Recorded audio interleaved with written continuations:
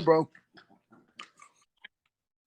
Today on the Matt and Ant Show, we welcome NWA Tag Team Champion, TNA Tag Team Champion, Hernandez. Welcome to the show. What's going on, brother? How are you? I'm good. How about yourself?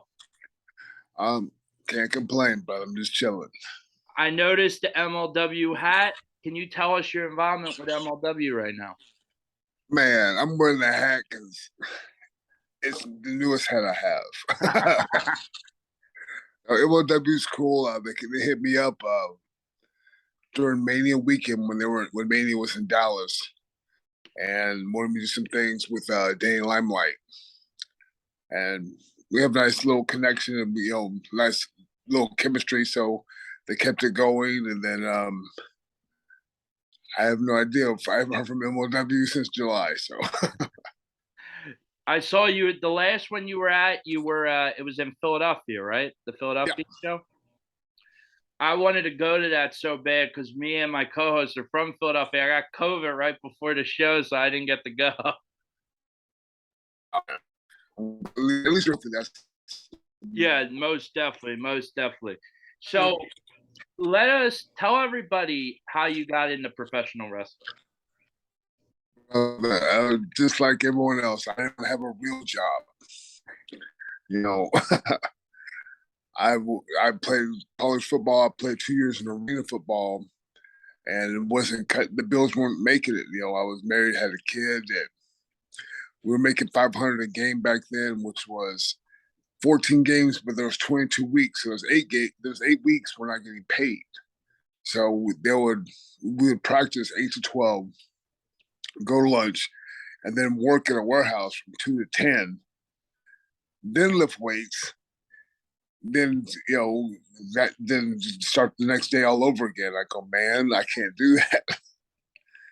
And I go, how much is to be at the warehouse? And they said, "Oh, give me $600 a week." I quit arena football right then and there, man. So I know. Continue. Oh yeah, then I'm just lifting weights and doing powerlifting, but you just win trophies. You don't win money. So the time came into the gym, Gold's Gym at the time, and got a chance to talk to Dutch Mantel and JBL and guys like that, and they don't want to go, "Hey, you look like you could be a wrestler." Go to this wrestling school here in Houston, and maybe like 2 weeks later, I signed up. So I know, like early on, you had a couple appearances in the WWF, but your first limelight you got in wrestling, you were part of the Red Shirt security team, I think it was, with TNA. If I'm right. That was in 03. I started doing dark matches for WWE in 2000, 2001. Okay. And then, but that was just for the promoter. I'm an old man. Even when I was young, I never wanted to be in WWE. I wanted to forge my own path. And I went to Japan a lot, and I went to Mexico a lot, and I really like that style. Just travel all over the world. And hindsight's 2020. Maybe I should have went the WWE route because we make all that. But when you're a young guy, you don't realize how much money you leave on the table by just purposely not wanting to go to the biggest company in the world. Yeah, absolutely. But so eventually, you're in TNA. Yep. I think you left around 04, and you come back, and that's when you and her Homicide started tagging in LAX. How did that all form? Well, I was wrestling in Mexico as Mr. Texas with a mask on and stuff like that. Apollo was the original part of LAX. Apollo, Homicide, and Cornette. Apollo from Puerto Rico, and it was purpose with a missing flight from Puerto Rico, Orlando, which is like 8 a day. So do the math on why he was missing the flights. And honestly, bro, it sounds a little stereotypical. They just need a big Hispanic guy to be in the group. and luck would have it, they knew one round. I mean, everyone can say, yeah, I was just talented, I was this super guy, they Yeah. found me out. They needed a big guy in LAX, and there's not many, if it's, especially back then, there wasn't that many Hispanic guys that were big. So it was like 2 or 3 of us. So, and that's how it got started, man.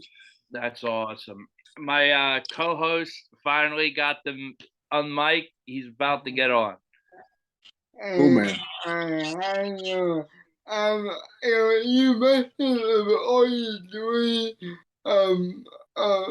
fair guy, and but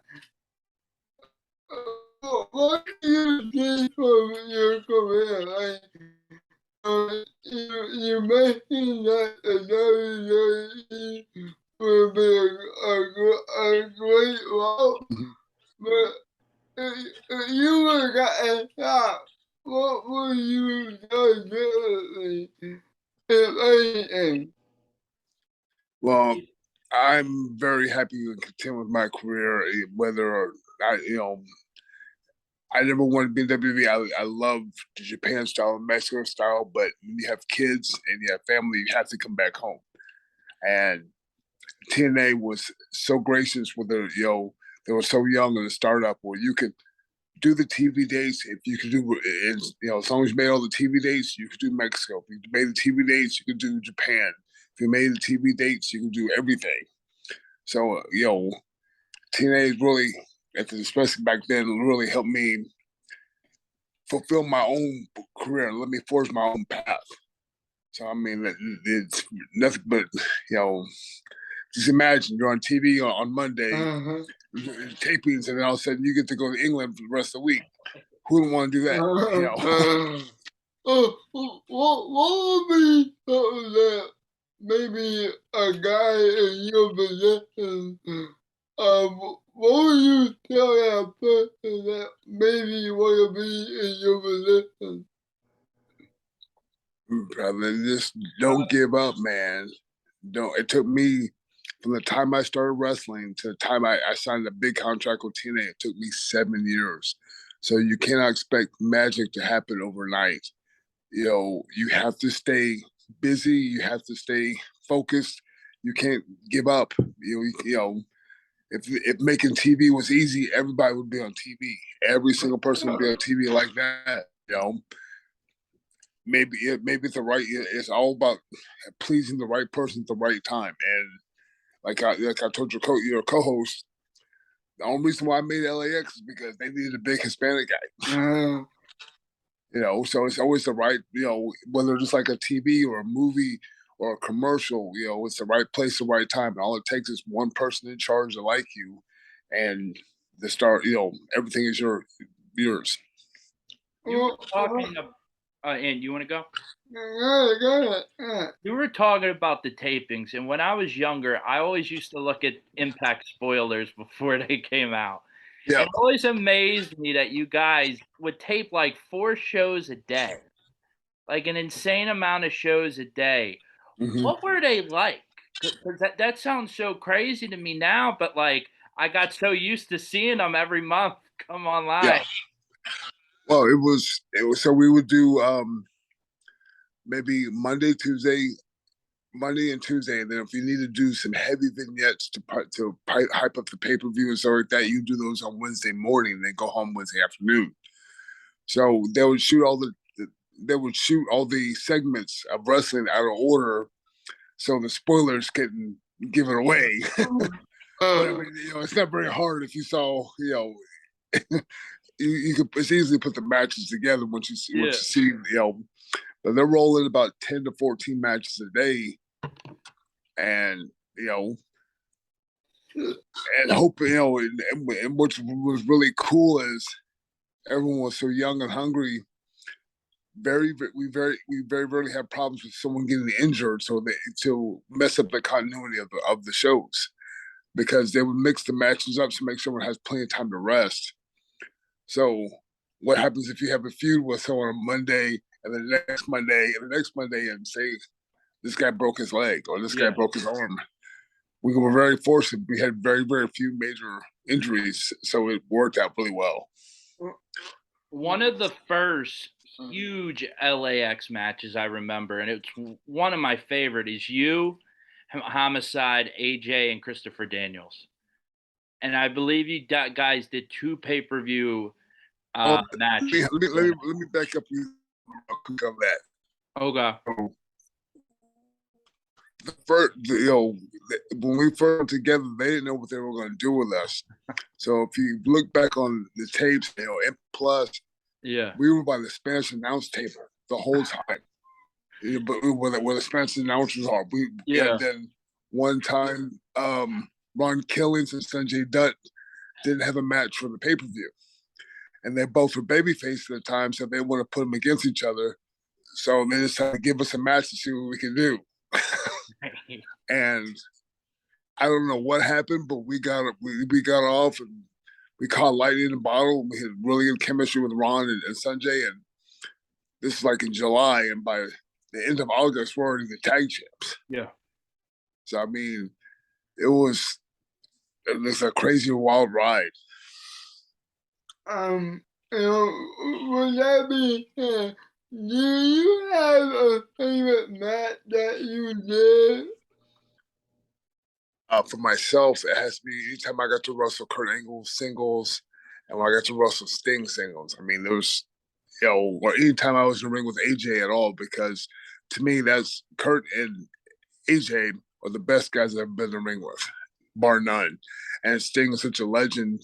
Growing up, everyone knows Sting. Everybody wanted to be in the ring with Sting, and I got the privilege of wrestling him twice in the singles matches. So I mean, as far as every match I ever had, all that, those 3 guys stick out the most. Do you have any? I know you worked with him, I think, for about 4 years. Any legendary Jim Cornette stories? Because I know everyone has a legendary Jim Cornette story. Jim Cornette is, to me, a very, very awesome guy.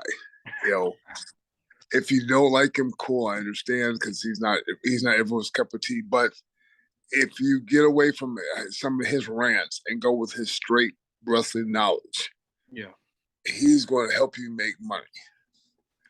You can call him whatever you want, all the internet stories, and they may or may not be true. I'm not here to fucking deny it or saying I did. I know, but when it comes to wrestling, he knows his stuff. And he was actually, when I had my short singles push in TNA, he was my agent. He did all my matches.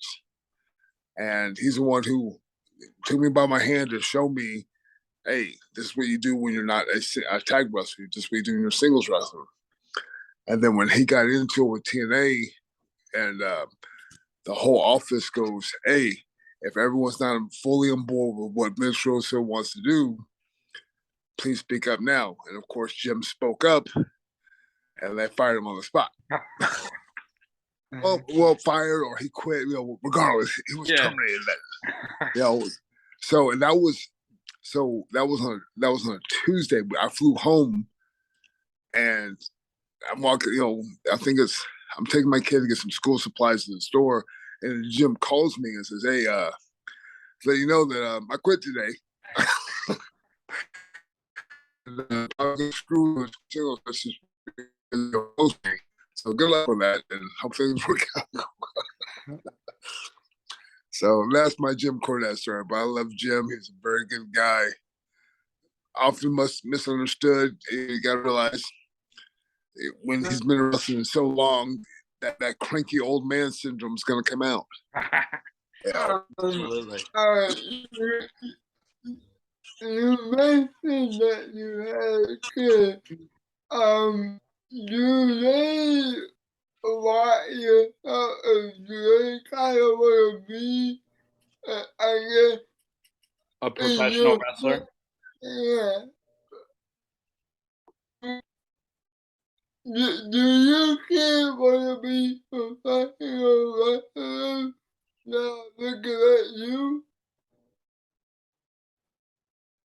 I'm sorry? Your kids want to be professional? No.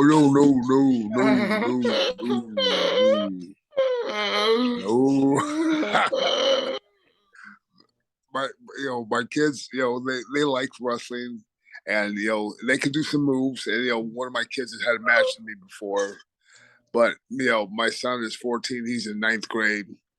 I have two daughters in 11th, 12th grade, so they might think it's cool, but they don't want to be a part of it. My son, he just wants to do the moves. He don't want to take no moves at all. Are you also working on a podcast or anything like that? What was the last part? Are you working on like a podcast or TV shows or anything like that? No. I'm I'm trying to conjure up a YouTube channel for like working out because I broke my neck in 09. Yeah. Scott started threw me on a bad suplex. I landed like this right on my head, and I got neck fusion from that, and so that's why that's why you saw me from I was like 280, 200, then in 2010, 11, about 250.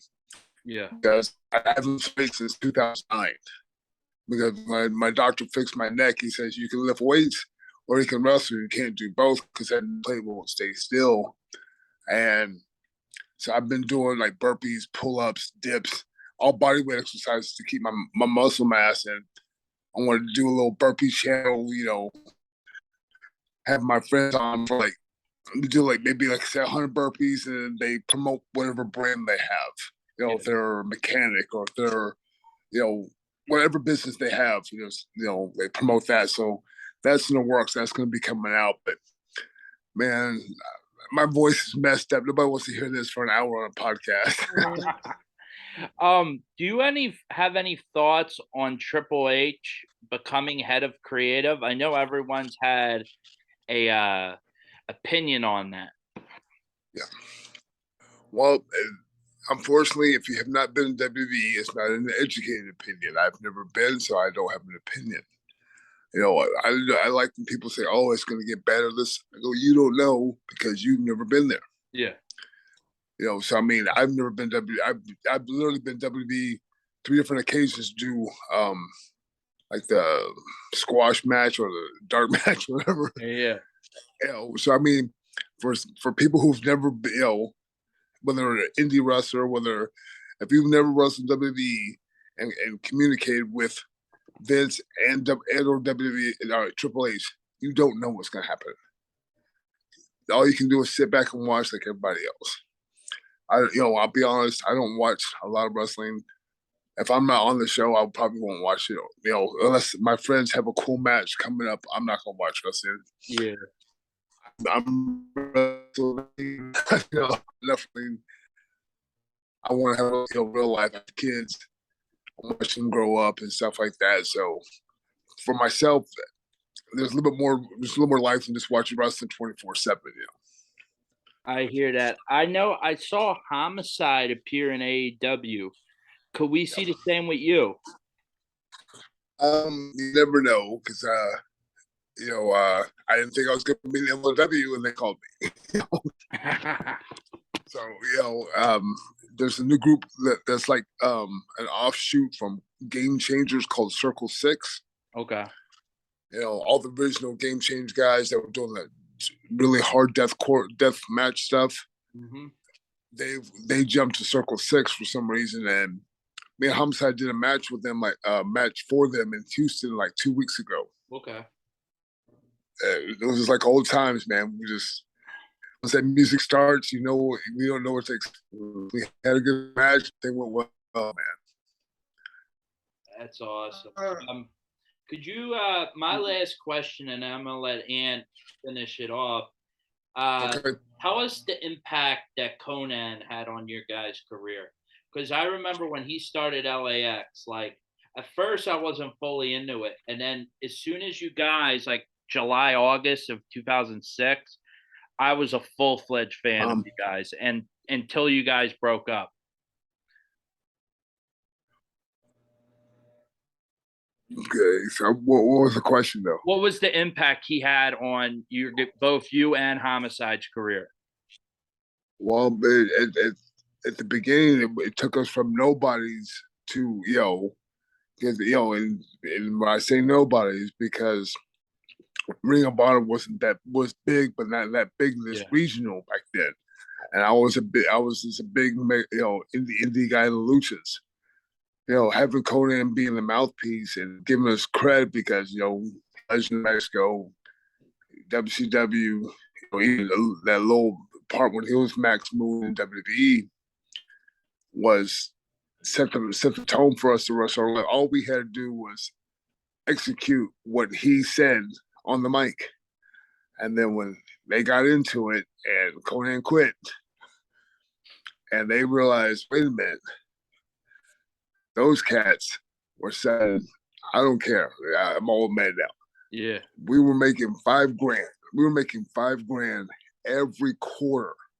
Every quarter, because our part just for T-shirt sales for LAX. So now, before you say anything, that's $5 grand a piece. So we were getting 5%. We had to split 3 ways: Conan, myself, and Homicide. Our part, $5 grand each, a quarter. So we're making $20,000 a year off T-shirt money alone. So no telling what So how much was TNA making? So of course they weren't going to break up LAX with Conan quit. There's no way they're going to do that. So that's why they put us with Shelly Martinez, and they put us with Hector Guerrero. They tried to keep the machine going just so the T-shirt sales keep going, man. My question is, what do you think of your back group was in your time, in your era? The best group or tag team? You're talking to them. I want to be clear. LAX.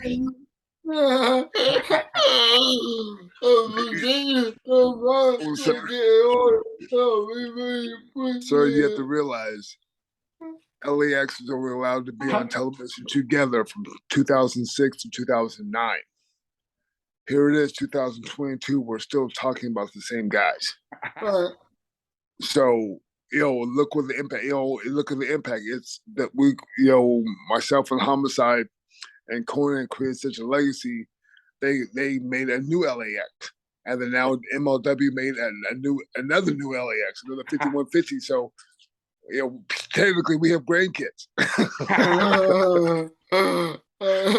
That's awesome. And we're going to end it with that. It's an absolute pleasure to have you on, Hernandez. And do you have anything you want to promote or upcoming shows you're going to be on? I'm good, man. I appreciate you reaching out to the wife to making sure this happened. We were a little bit busy. Things was cool, man. You guys are awesome. You guys rock. Thank you for your time for letting me be on the show, man. No doubt. It was a pleasure. Hey, real quick. Give me about 10 seconds.